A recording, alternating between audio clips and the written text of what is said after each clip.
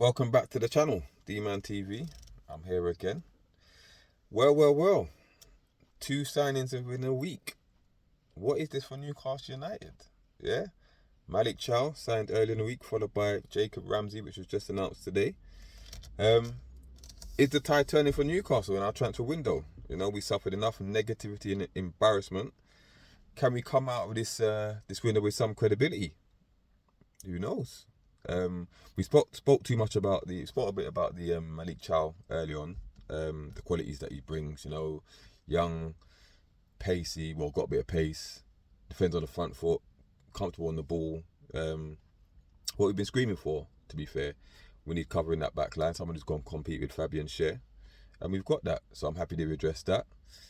Ramsey I've already spoken about. You know, he's an upgrade on Pope. That remains to be seen, but he definitely allows us to play it in a different way from the back as well. Elanga, I believe, is an upgrade on Murphy, and he will compete with him as well. And then you've got Ramsey now, who I believe is an upgrade on Willock and Longstaff. So, yeah, let's talk about the Ramsey thing because, you know, he's, 24, I believe.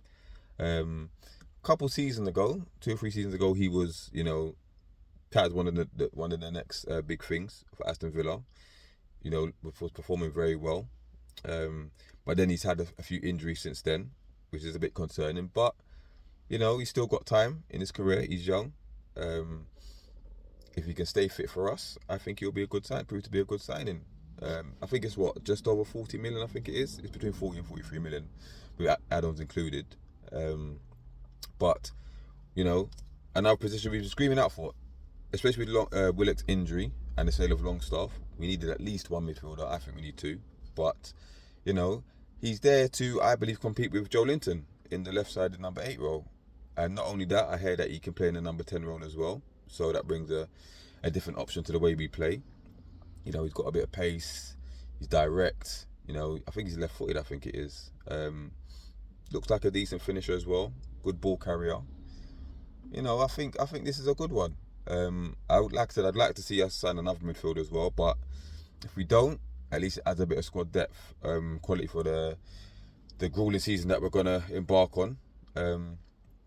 But yeah, it shouldn't stop there. But listen, Ramsey, I think he's due his medical, the first part of medical today, the next part tomorrow, then he'll be unveiled. So I don't think he's gonna make the Saturday game against Aston Villa. And even then he was just gonna be on the bench. But I expect him to be available for Liverpool. Which is good. But yeah, it doesn't stop there. It's still not enough because, you know, the striker situation is still not sorted. The whole Vista thing's gone a bit quiet, which is a bit concerning. But I know there's moving pieces, moving parts and stuff that need to happen before Vista's allowed to do what it needs to do and join us. I think, is it Nottingham Forest have signed one of Brentford's targets, I think. I don't know today, but I don't know how that affects things.